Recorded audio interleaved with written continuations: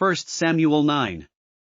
There was a Benjamite, a man of standing, whose name was Kish son of Abiel, the son of Zeror, the son of Bekorath, the son of Aphiah of Benjamin. Kish had a son named Saul, as handsome a young man as could be found anywhere in Israel, and he was a head taller than anyone else. Now the donkeys belonging to Saul's father Kish were lost, and Kish said to his son Saul, "Take one of the servants with you and go and look for the donkeys." So he passed through the hill country of Ephraim and through the area around Shalisha, but they did not find them. They went on into the district of Shalim, but the donkeys were not there. Then he passed through the territory of Benjamin, but they did not find them. When they reached the district of Zuph, Saul said to the servant who was with him, "Come, let's go back, or my father will stop thinking about the donkeys and start worrying about us." But the servant replied, "Look, in this town there is a man of God, he is highly respected, and everything he says comes true.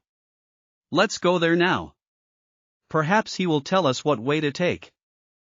Saul said to his servant, "If we go, what can we give the man? The food in our sacks is gone. We have no gift to take to the man of God. What do we have?" The servant answered him again.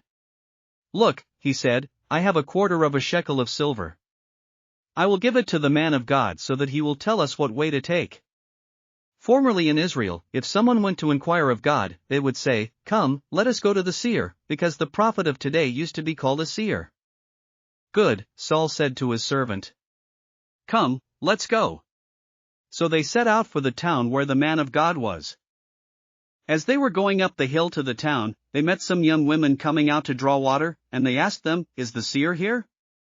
"He is," they answered. "He's ahead of you. Hurry now, he has just come to our town today, for the people have a sacrifice at the high place. As soon as you enter the town, you will find him before he goes up to the high place to eat. The people will not begin eating until he comes, because he must bless the sacrifice. Afterward, those who are invited will eat. Go up now, you should find him about this time." They went up to the town, and as they were entering it, there was Samuel, coming toward them on his way up to the high place. Now the day before Saul came, the Lord had revealed this to Samuel. "About this time tomorrow I will send you a man from the land of Benjamin. Anoint him ruler over my people Israel, he will deliver them from the hand of the Philistines. I have looked on my people, for their cry has reached me."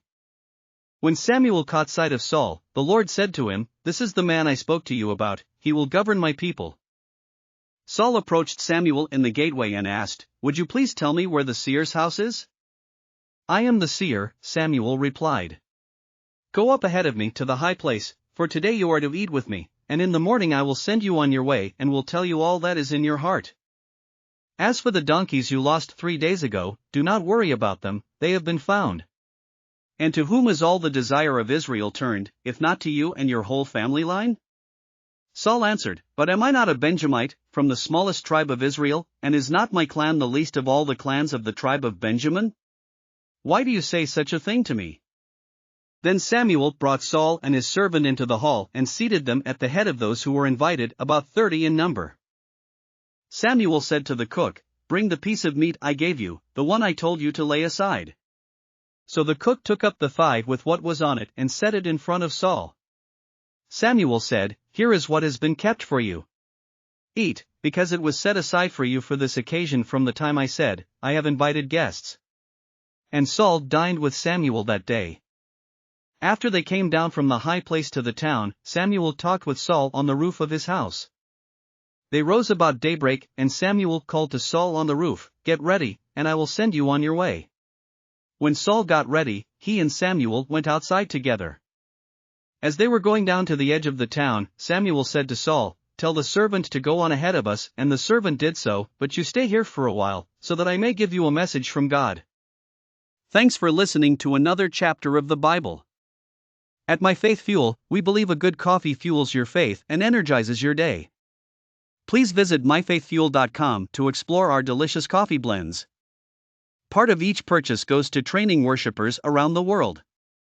Thanks for listening.